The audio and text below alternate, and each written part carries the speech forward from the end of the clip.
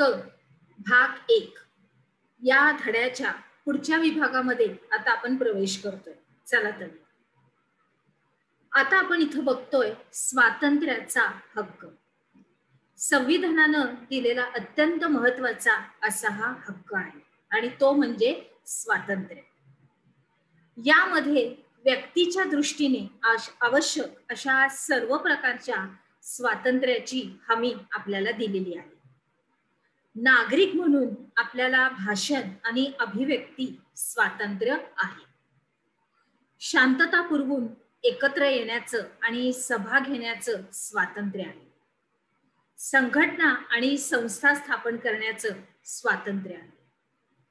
भारताच्या कोणत्याही प्रदेशात वास्तव्य करण्याचं स्वातंत्र्य आहे.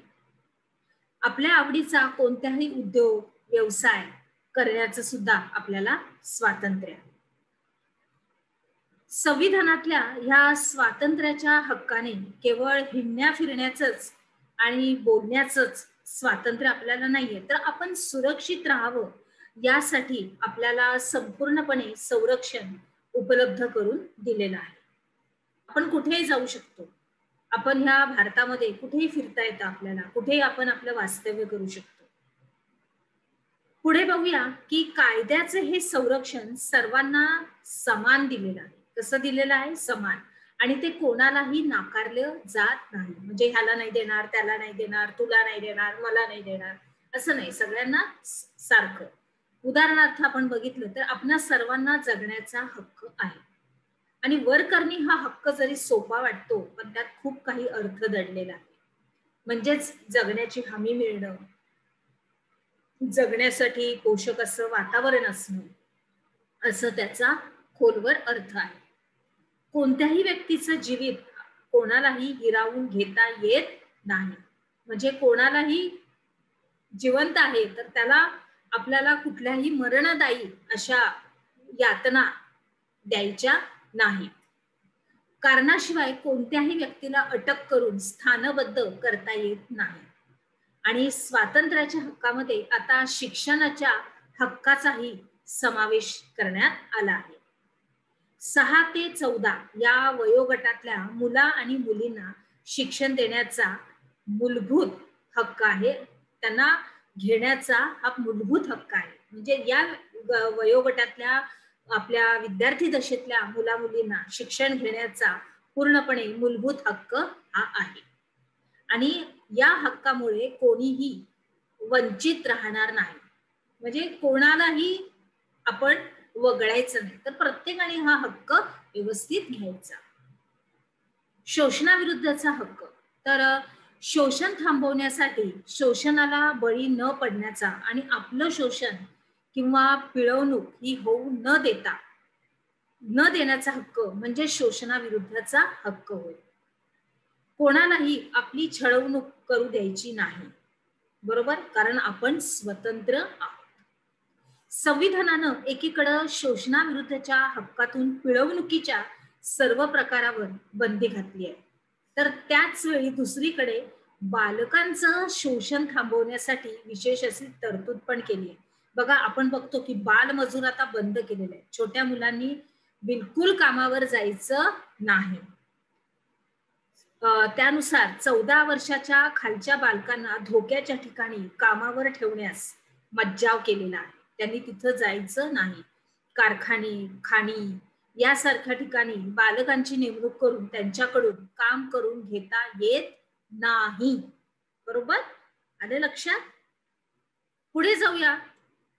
जीवित हिरावून न घेण्याच्या हक्काला आणखीन काही पूरक हक्क आहेत. उदाहरणार्थ, एकाच गुन्ह्यासाठी 2 वेळा शिक्षा होत नाही. एकच गुन्हा केला मग त्याच्यासाठी 2 वेळा शिक्षा होत नाही, एकदाच शिक्षा होते. कोणत्याही व्यक्तीला आपण जेव्हा शिक्षा देण्यापूर्वी तिच्यावर असणारे आरोप हे सिद्ध व्हावे लागतात आणि हे काम न्यायालय करतं. कोण करतं? न्यायालय करतं. आरोपाशी संबंधित पुरावे गोळा करण्याचं व खटला उभा करण्याचं काम हे पोलीस करतात, जो कोणी आरोपी असतो त्याच्या विरुद्ध. मी गुन्हा केला आहे का असे म्हणणाऱ्या व्यक्तीला ताबडतोब शिक्षा होत नाही. त्याही व्यक्तीवरील आरोप कायद्यानं सिद्ध व्हावे लागतात. काय व्हावे लागतात? सिद्ध. आणि या सर्व न्यायालयीन प्रक्रियेला वेळ लागतो. परंतु कोणत्याही निष्पाप किंवा गुन्हा न केलेल्या व्यक्तीला शिक्षा होऊ नये यासाठी ते आवश्यक असतं. पुढे बघूया. इथपर्यंत लक्षात आलं? आपले आता पुढचे मुद्दे आपण स्पष्ट करणार आहोत, पण इथपर्यंत लक्षात आलं व्यवस्थित? चला पुढे जाऊ. माझ्या मते तर लक्षात नक्कीच आलं असेल, बरोबर? चला. वेठबिगारी किंवा सक्तीनं एखाद्या व्यक्तीकडून तिची इच्छा नसताना काम करून घ्यायचं. त्याच्यानंतर काही व्यक्तींना एखाद्या गुलामासारखं वागवायचं आणि त्यांना कामाचा योग्य मोबदला सुद्धा द्यायचा नाही. त्यांच्याकडून अतिशय कष्ट करून घ्यायचं आणि त्यांची उपासमार करायची, त्यांना खायलाच नाही द्यायचं किंवा त्यांच्यावर जुलूम जबरदस्ती करायची. चल हे काम कर, ते काम कर, हे काम कर, पट्ट्याने मारायचं, असं आपण ऐकतो, कधी बघतो. तर हे सगळे काय आहेत? शोषणाचे प्रकार. हे काय आहेत? सगळे शोषणाचे प्रकार. मग शोषण साधारणार्थ महिला, बालक, दुर्बल समाज घटक आणि सत्ताहीन लोकांचं होतं, ज्याच्या हातामध्ये जे दुर्बल व्यक्ती आहेत आपण बघतोय, थोडक्यात बघायचं. आणि कोणत्याही प्रकारचं शोषण असो त्याविरुद्ध उभे राहण्याचा हा हक्क आहे. कोणत्याही प्रकारचा असो त्याच्या विरुद्ध उभा राहणं हा आपला हक्क आहे. मग भारताच्या संविधानामध्ये समानतेच्या, स्वातंत्र्याच्या आणि शोषणाविरुद्धच्या, परत एकदा सांगते, भारताच्या आपल्या संविधानामध्ये समानतेच्या, स्वातंत्र्याच्या आणि शोषणाविरुद्धच्या हक्काचा आपण इथे अभ्यास केला, बरोबर आहे? मग आता ह्याच्या पुढच्या पाठामध्ये आपण काही अजून मूलभूत हक्कांचा अभ्यास करणार. चला तर त्याच्या अगोदर एक छोटीशी फीत आहे आपल्याला. संविधानानं आपल्याला अनेक हक्क दिलेले आहेत, परंतु त्याचा बेजबाबदारपणे आपल्याला वापर करता येणार नाही. म्हणजे आपल्याला हक्क दिलाय, स्वातंत्र्य दिलंय म्हणून त्याचा दुरुपयोग हा करायचा नाही किंवा त्याच्या वाईट कामासाठी उपयोग करायचा नाही. आणि अशा वागण्यामुळं इतरांचं नुकसान होणार नाही याचं आपण भान ठेवलं पाहिजे.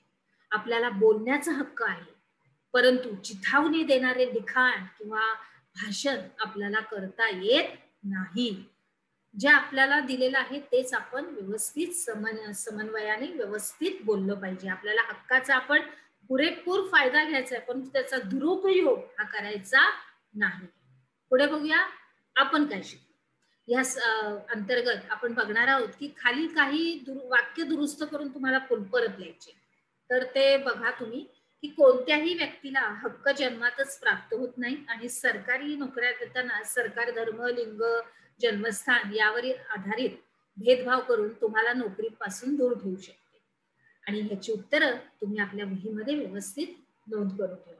चला तर मग आता आपण पुढे जाऊया की आपल्याला अजून काय काय हक्क दिलेले आहेत. चला